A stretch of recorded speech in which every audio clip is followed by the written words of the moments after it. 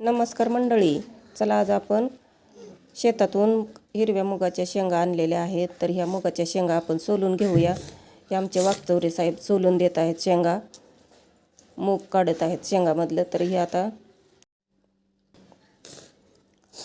हे मूग सोलायचं झालेलं आहे. तर ह्याची उसळ बनवूया.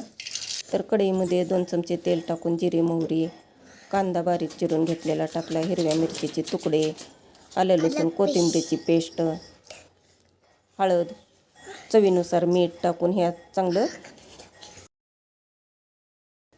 5 मिनिट परतून घ्यायचं आहे. नंतर हे मूग सोलून घेतलेलं टाकायचं आहे. हे मूग झाकून ठेवून 5 मिनिट परतून घ्यायचं आहे. हे झाले आपली उसळ तयार.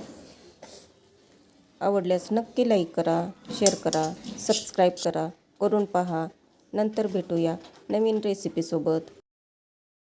नमस्कार मंडळी, चला आज आपण शेतातून हिरव्या मुगाच्या शेंगा आणलेल्या आहेत. तर ह्या मुगाच्या शेंगा आपण सोलून घेऊया. हे आमचे वागचौरे साहेब सोलून देत आहेत शेंगा, मूग काढत आहेत शेंगामधलं. तर हे आता हे मूग सोलायचं झालेलं आहे. तर ह्याची उसळ बनवूया. तर कढईमध्ये 2 चमचे तेल टाकून जिरे, मोहरी, कांदा बारीक चिरून घेतलेला टाकला, हिरव्या मिरचीचे तुकडे, आलं लसूण कोथिंबीरची पेस्ट, हळद, चवीनुसार मीठ टाकून ह्यात चांगलं 5 मिनिट परतून घ्यायचं आहे.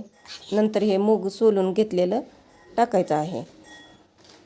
हे मूग झाकून ठेवून 5 मिनिट परतून घ्यायचं आहे. हे झाले आपली उसळ तयार. आवडल्यास नक्की लाईक करा, शेअर करा, सबस्क्राईब करा, करून पहा.